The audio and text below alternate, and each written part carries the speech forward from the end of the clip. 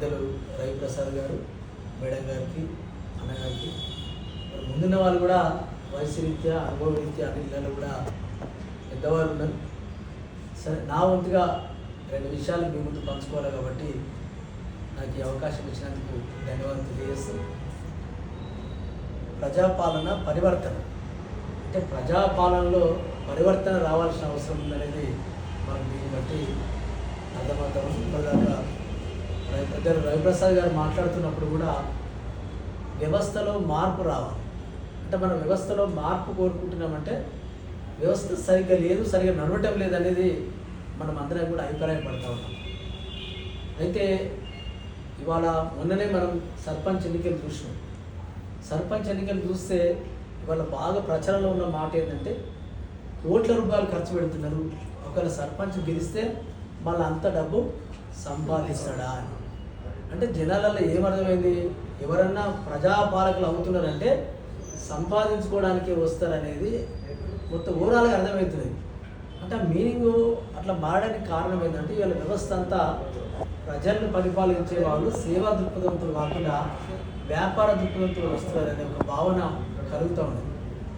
కొన్ని ప్రాంతాలలో అయితే మీరు ఎందుకు పోటీ చేస్తున్నారంటే పోటీ చేయాలంటే ఒక 50 లక్షలు కావాలి, పోటీ చేసిన ఆడ ఏమి లేఅవుట్లు రావు, కన్స్ట్రక్షన్స్ రావు, ఏమి లాభం లేదని పోటీ చేస్తలేమని కొంతమంది చెప్తున్న పరిస్థితి ఉంది. నిజంగా ఇది చాలా బాధాకరం, దురదృష్టకరం. తర్వాత ప్రజాపాలన అనేది మనం ఇప్పుడు కూడా ఏం మాట్లాడుతామంటే సంక్షేమము, సమాజంలో ఉన్నటువంటి పేద ప్రజలకు అన్ని వనరులలో, అన్ని పథకాలలో అన్ని అవకాశాలు రావాలనేది మనం ముఖ్యంగా రాజ్యాంగ ప్రకారం మాట్లాడుకునే వ్యవస్థ. అడగవే అమ్మ ఈ భారతదేశం వెలుగుతుందట, అడగవే అమ్మా, అడగవే అమ్మా ఈ భారతదేశం వెలుగుతుందట, అడగవే అమ్మా. నేనడిగితే ఎన్కౌంటరు, నేనడిగితే అర్బన్ నక్సలైటు, నువ్వు అడిగితే ఏ పంటరో, అడగవే అమ్మా ఈ భారతదేశం వెలుగుతుందట, అడగవే అమ్మా. ఉన్నవాడు మేడ మీద మేడలెన్నో కడుతూ ఉంటే, ఉన్నవాడు మేడ మీద మేడలెన్నో కడుతూ ఉంటే, పేదవానికి ఉన్న నీడ తేజారి పోత ఉంటే, ఇదే నా దేశం మారిన తీరు, ఇదే నా దేశం మారిన తీరు, అడగవే పేదల పెన్నిదిగాను, రాజ్యములో రాజకీయ జెండాలు తప్ప మరి ఏమీ మారలే, అడగవే అమ్మా ఈ భారతదేశం వెలుగుతుందట, అడగవే అమ్మా. మిట్టపల్లి సురేందర్ అని మరి తెలంగాణ రచయిత అద్భుతమైన ఈ మధ్య కాలంలో వచ్చినటువంటి పాట.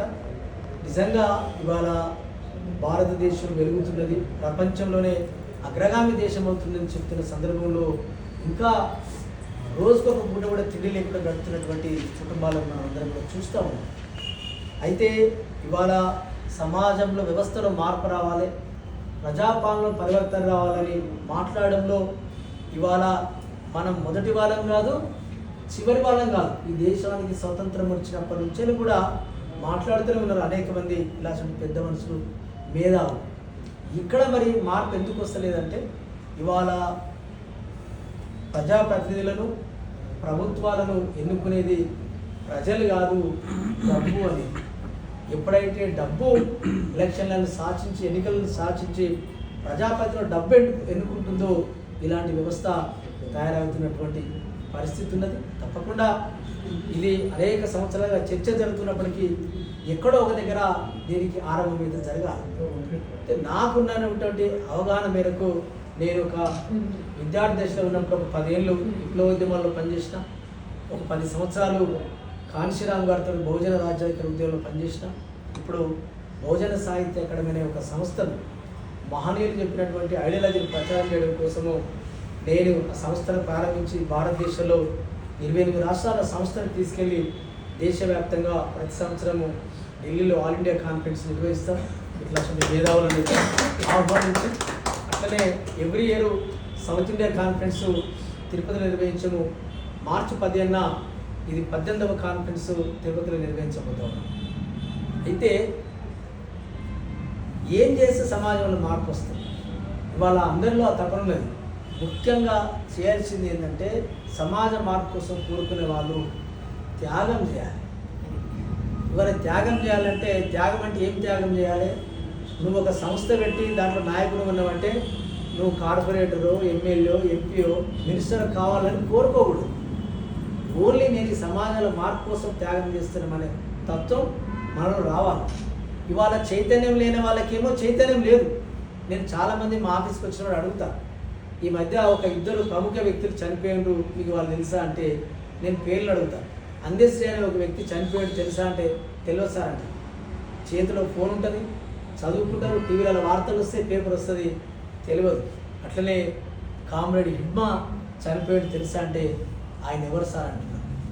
అంటే నేను ఏమంటున్నానంటే ఒక వ్యక్తి ఏమో తన జీవితంలో స్కూల్కు పోకుండా బడికి పోకుండా అక్షరాలు నేర్చుకోకుండా అద్భుతమైనటువంటి సాహిత్యాన్ని ఇచ్చి కాకతీయ యూనివర్సిటీ డాక్టరేట్ ఇచ్చి ఇవాళ మన వాళ్ళు డిగ్రీ చదివితే కానీ మనకు ఒక లీవ్ లెటర్ రాయమంటే మన పిల్లలు రాయలేరు. ఏదైనా ఒక దరఖాస్తు రాయమంటే రాయలేరు. కానీ ఆయన జీవితంలో బడికి పోకుండా స్కూల్కి పోకుండా అద్భుతమైనటువంటి సాహిత్యం. 25 పైసల గరొత్తులు 25 పైసల గరొత్తులు గాల్చి 65 కోట్ల కోరికెలడుగుతాడు.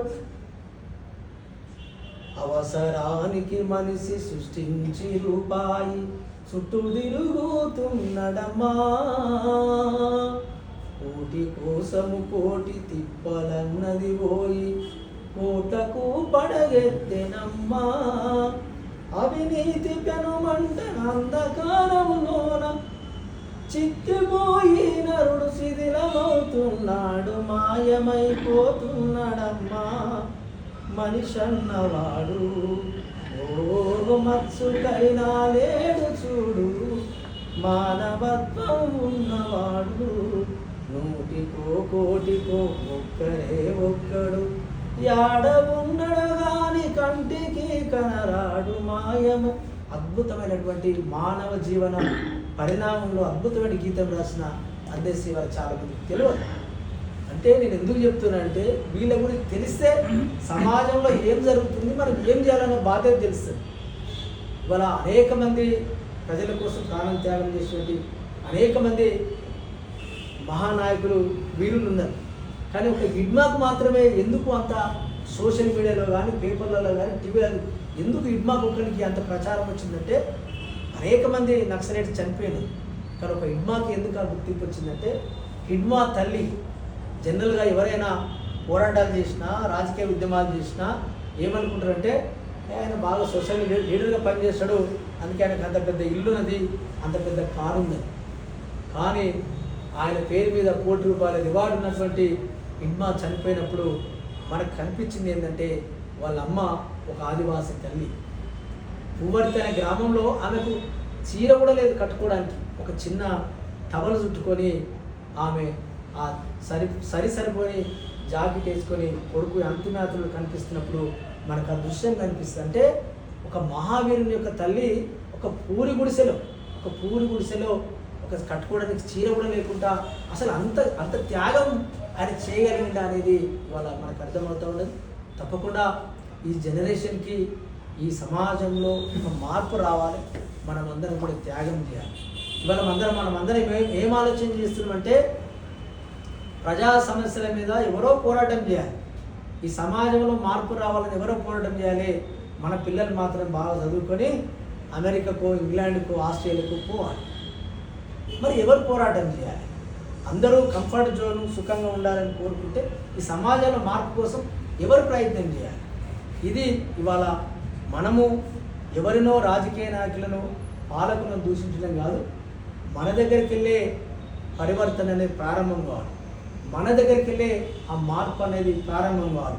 మనము ఒక మంచి నవ సమాజ నిర్మాణం కోసం మనం జీవనం సాగిస్తున్నామా లేదని మన నుంచి ప్రారంభమైనప్పుడు అది ఒకరుగా ఒక సమూహంతో ఈ సమాజంలో మార్పు తీసుకురావడానికి అవకాశం ఉంటుంది. అట్లా ఇవాళ ఈ గొప్ప సబ్జెక్టు పెట్టిన సందర్భం. కానీ ఇట్లాంటి సబ్జెక్టుకు ఇవాళ జనాలు వచ్చి మాట్లాడి చర్చించుకునే సమయాలు లేవు. మనం ఎప్పుడు విద్యార్థి దశలో ఉన్నప్పుడు పాశ్చాత్య సంస్కృతి, విదేశీ సంస్కృతి వల్ల రాబోయే రోజుల్లో జీవన విధానం ఇబ్బంది అవుతుందంటే మేము అప్పుడు నవ్వుకునేవాళ్ళం. కానీ వాళ్ళ ఒక మనిషి ఉదయం లేచి సాయంత్రం వరకు తన కుటుంబం నడవడానికి, పిల్లలు చదివించుకోవడానికి, తన ఆరోగ్యం జాగ్రత్త పరచుకోవడానికి యంత్రంలాగా పనిచేస్తున్న పరిస్థితి ఉంది. ఇవాళ సమాజం కోసం పనిచేసే పరిస్థితి లేదు. ఇవాళ కల్చర్ వచ్చింది.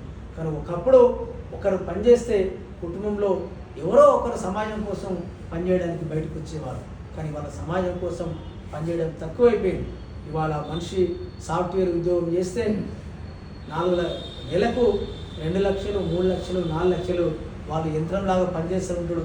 ఇంటికి చుట్టం పోతే కూడా ల్యాప్టాప్ పెట్టుకొని మాట్లాడుతున్న పరిస్థితి ఉంది. అంటే ఇవాళ మనిషి త్యాగం చేయడానికి సిద్ధంగా లేదు.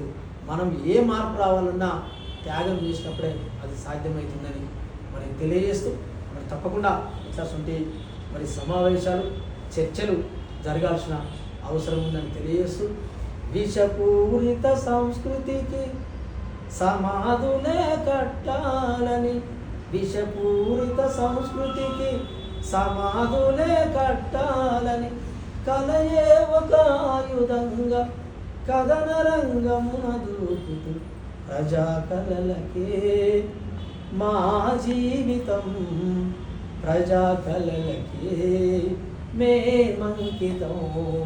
కళ కోసము కళ కాదు, ప్రజల కోసము కలయని, కలయే ఒక ఆయుధంగా కథన రంగమున దూకుతూ విషపూరిత సంస్కృతికి సమాధులే కట్టాలని, కలయే ఒక ఆయుధంగా కథన రంగమున దూకుతూ ప్రజా కళలకే మా జీవితం, ప్రజా కళలకే మేమంకితం.